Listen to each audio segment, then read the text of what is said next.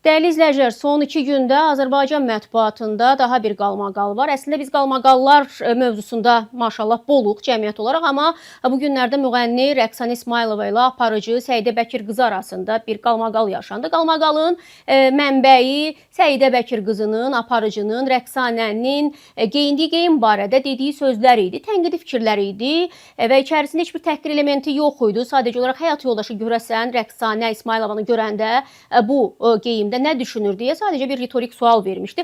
Amma arxasınca Rəqsanə İsmayılovanın 2 dəfə ayrı-ayrı videolar çəkməsi məsələni bir qədər qəlizləşdirdi. Xüsusən də həmin o videolarda dediyi sözlər, təhqirlər, ifadələr həm xanım jurnalistin həyatı ilə, həm onun ölmüş atası, həm övladları ilə bağlı dediyi sözlər xoş olmadı. Arxasınca isə ikinci videonu çəkdi və onunla bağlı müəyyən şəxsi həyatına dair və illər öncəki fəaliyyətindəki müəyyən məqamlarla bağlı eyhamlar vurdu və dedi əlimdə faktlar var. Mən bunları danışmaq istəmirəm, amma həmkarımızla söhbət etmək istəyirəm və onun cavabı necə olacaq və onun bu demək Rəqsanə İsmayılovanın videosuna verəcəyi cavab hüquq müstəvisində mi olacaq, yoxsa videolar formasında mı davam edəcək?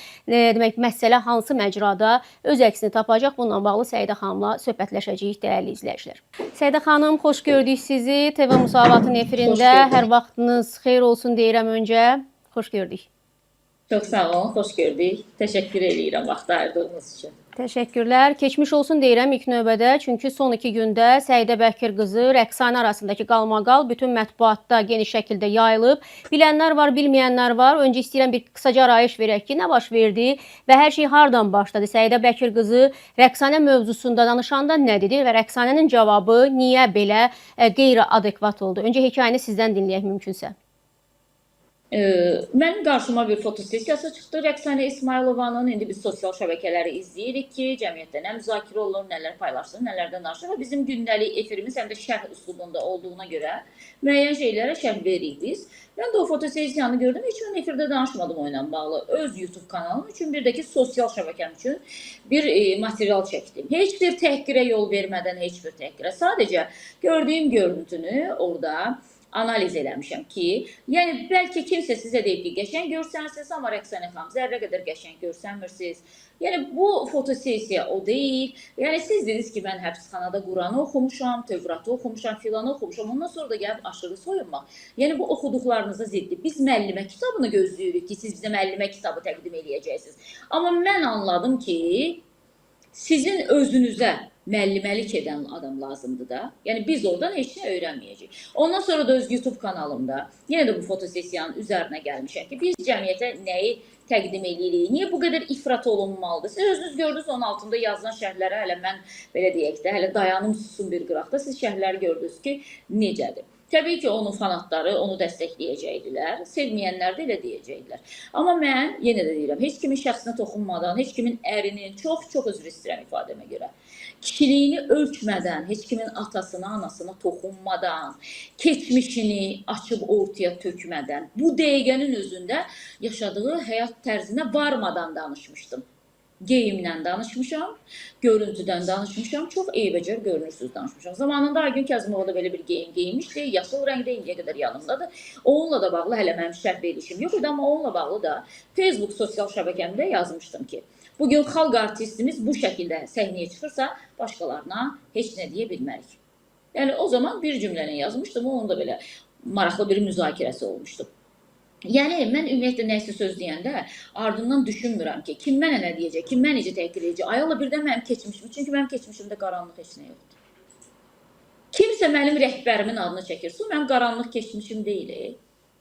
Həm də ki, mən bugünündən danışıram sənin, bugünümün faktını qoy ortaya.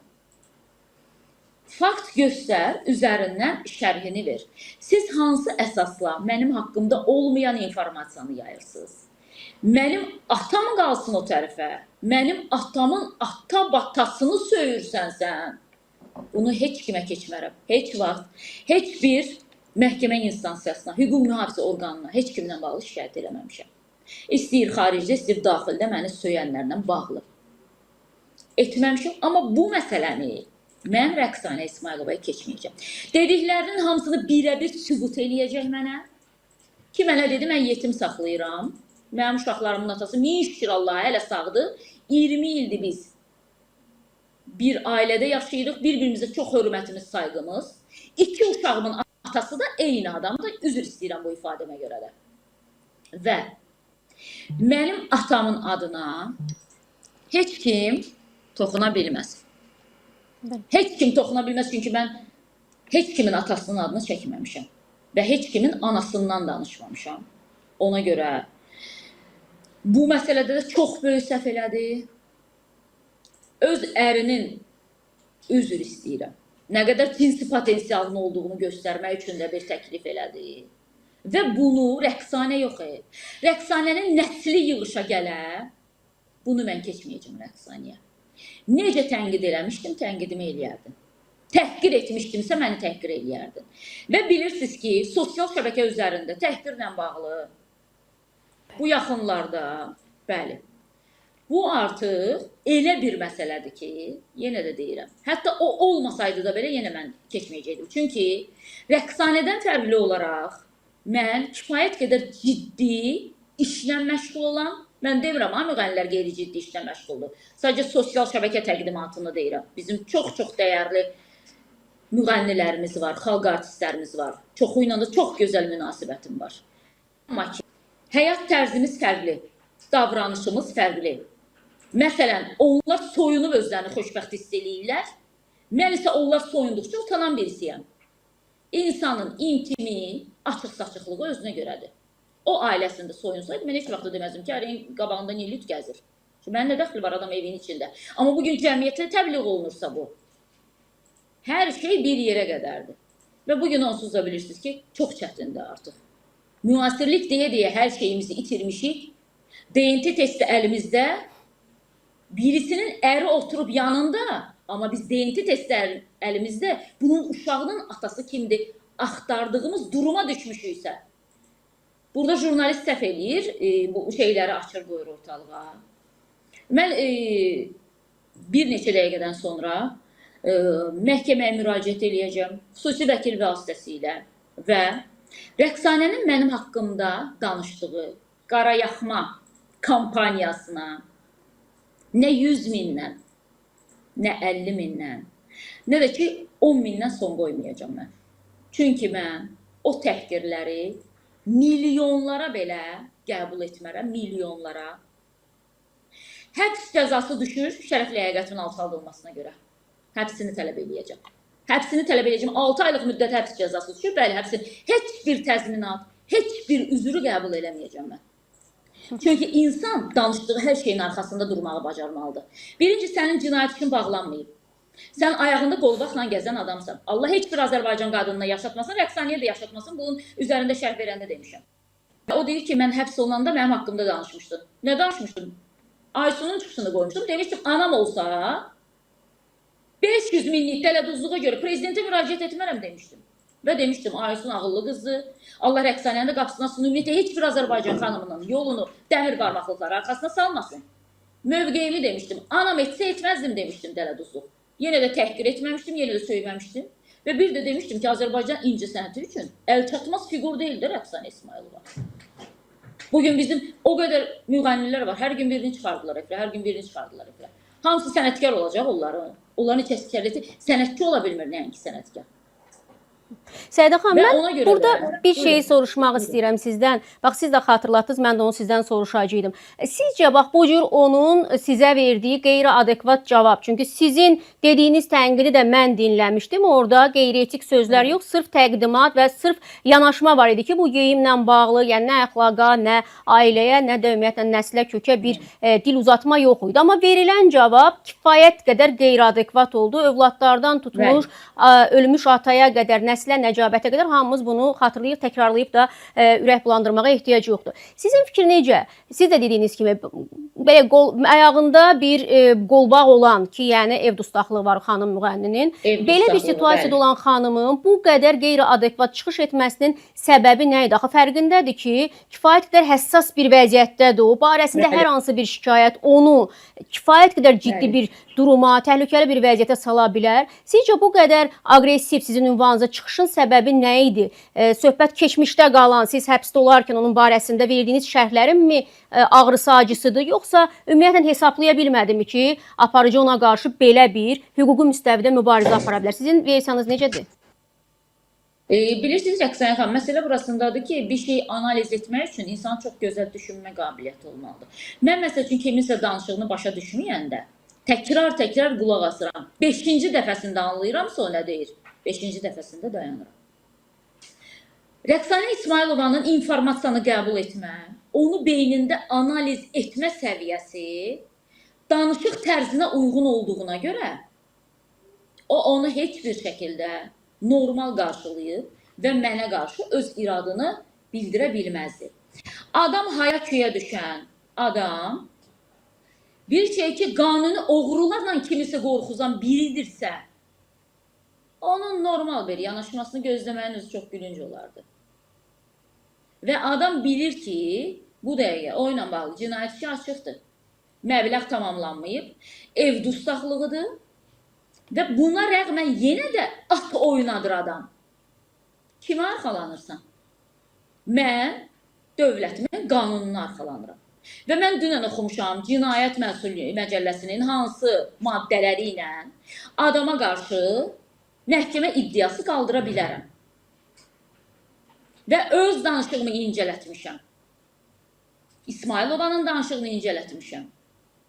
Deyilib, siz tənqid formasında demişsiniz. Heç bir təhqir yoxdur burada. Adamın A'dan Z'yə danışığı təhqirdir. Rəqsanə İsmailovanı bilmirəm, atası ölübmü, sağdır. Sağdırsa Allah canını sağ eləsin, ölübsə o dünyasını versin. Kiminsə atasına toxunmamışam.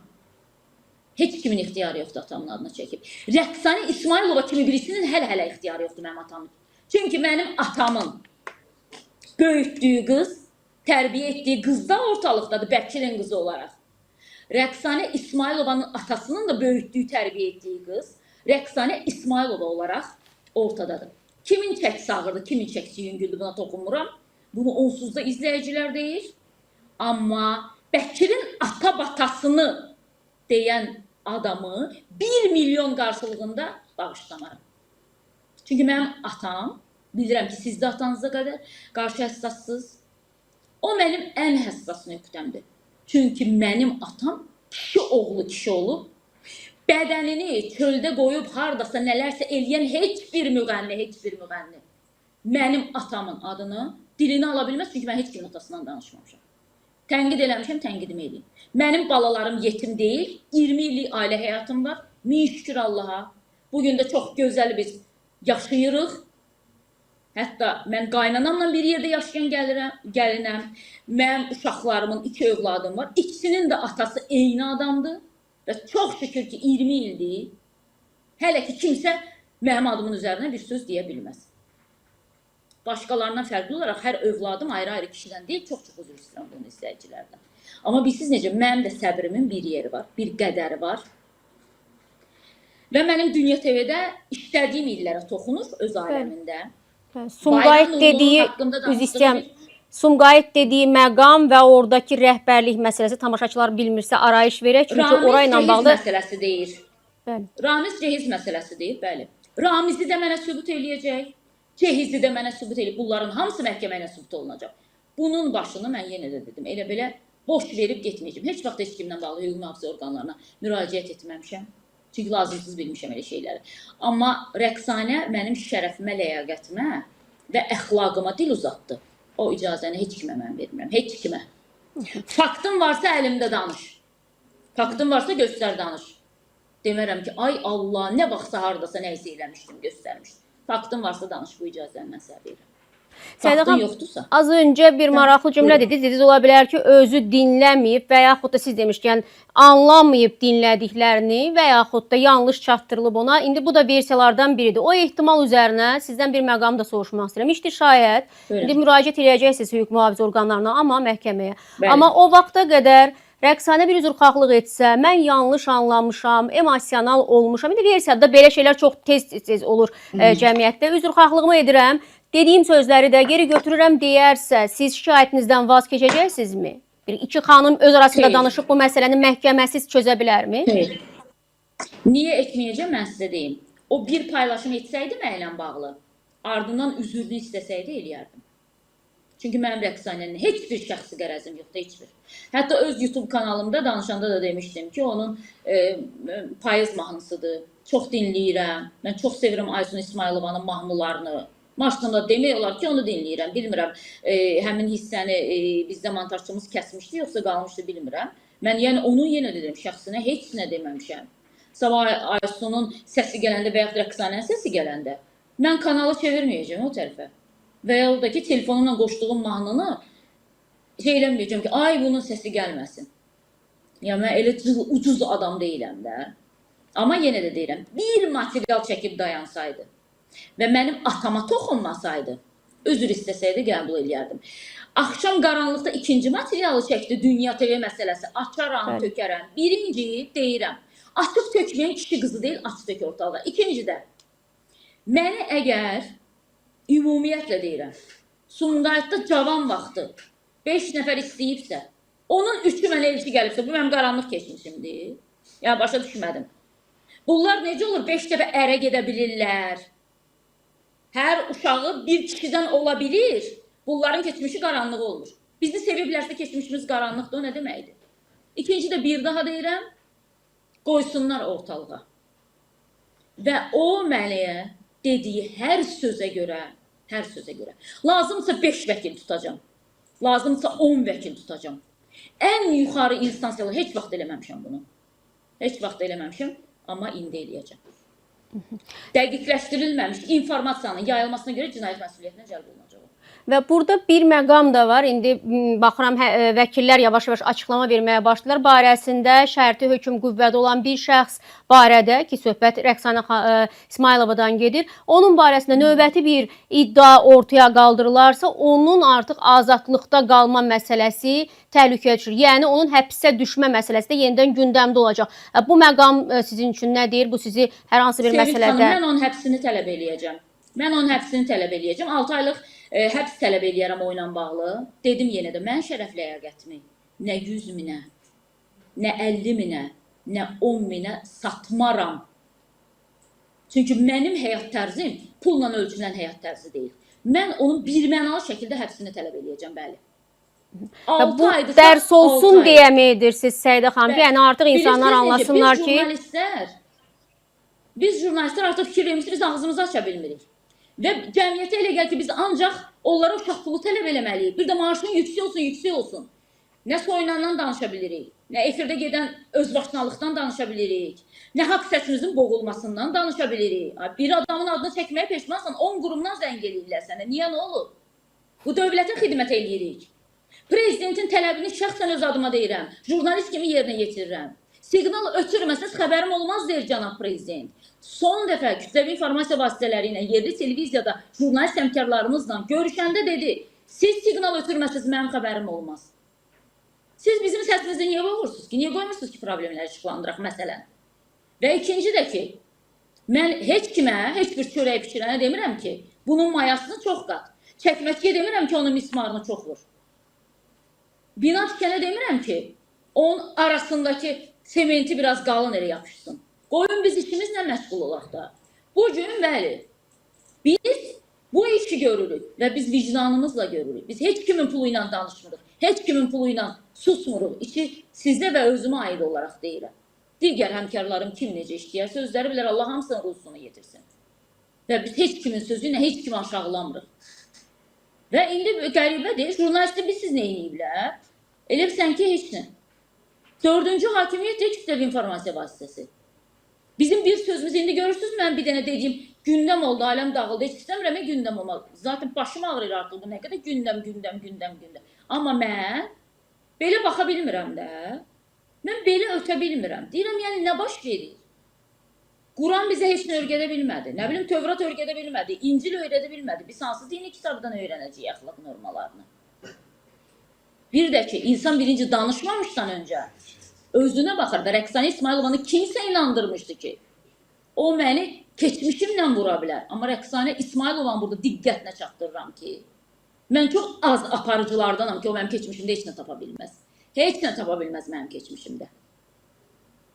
İkincidəki kişi qızısan, Çıxar da otağa, faktı qoy, faktdan danış. Ona görə də yenə də deyirəm, atamın aşağılanması, babamın aşağılanması, uşaqlarıma yetimi zəhər ver deməsi, ondan da keçərdim. Amma yenə deyirəm də, orada atam var və gəl ərim bir gün sənə sübut eləsin. Bir şey də deyəcəm burada. Həyat yoldaşları, yəni biz xanımlar, ərimizin güzgüsüyük. Ərimiz nə qədər qeyrətli və nə qədər qeyrətsizdirsə, onu biz göstəririk. Və hər kəsin ərinin adı onun arvadının yanında çəkilir. Və kimin ərinin qeyrət, namus ölçüsü nə qədərdirsə, bugün onun arvadının geyimindən də bilinir, arvadının küçə sözü ilə danışmağından da bilinir, özünü aparmağından və ya abırlı olmağından da bilinir. Yəni, elə şeylər var ki, sadəcə o efirdə onu demək olmur. Amma hamı könsün bir özünə baxsın, keçmişinə baxmasın. Bir belə üstdən aşağı lüt qoyduğu hissəsi var idi. Bir ona baxsın. Görsün, hardan gəldilər, hara getdilər, kimlərə nə dedilər. Bugün jurnalistləri, haqqı deyən jurnalistləri bu qədər alçatmaq olmaz. Və buna bizim hansı həmkarlarımız da dəstək olursa, başlıqlar çıxardıblar, mən baxıram. Rəqsanə İsmailova Səidə Bəkir qızını yıxıb sürüdü, dedi bir gecəlik gəl, ayıb olsun o həmkarlarıma.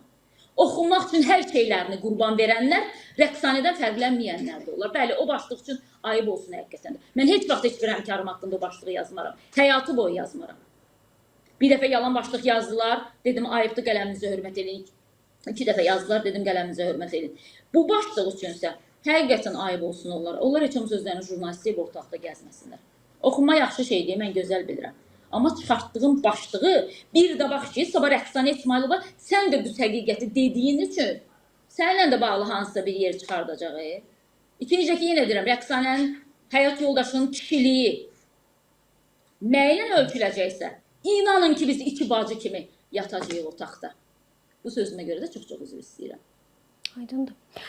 Mən sizə çox təşəkkür edirəm. Yəni, bu məsələdə və bu mövzuda təbii ki, tamaşaçılarımızın suallarını cavablandırdığınız üçün və bilirəm ki, dəyərli izləyicilər də bu mövzu ilə bağlı kifayət qədər demək, suallar verirdilər. Ümid edirəm ki, bu məsələ ən qısa zamanda sizin istəyiniz, sizin arzuladığınız bir demək, məcrada davam eləyəcək deyirəm. Dəyərli izləyicilər, sizə də təşəkkür edirəm bizi izlədiyiniz üçün. Biz jurnalistlər bu məsələdə həssasıq, biz tənqid edə bilərik, biz öz sözümüzü tənqid çərçivəsində, amma etika çərçivəsində deyə bilərik. Amma buna cavab olaraq nə şəxsiyyətimiz, nə ailəmiz, nə sevdiklərimiz, nə əzizlərimiz təhqir olunmamalıdır. Ona görə məncə biz jurnalistlər bu məqamda sözü bir yerə qoyub bizə qarşı ümumilikdə əxlaq normalarını aşan cavablara öz cavabımızı birlikdə verməliyik. Yəni bu məsələdə həmrəy olmaq lazımdır deyirəm. Hər birinizə təşəkkür edirəm. Şərhlərdə öz fikirlərinizi yazın dəyərli izləyicilər.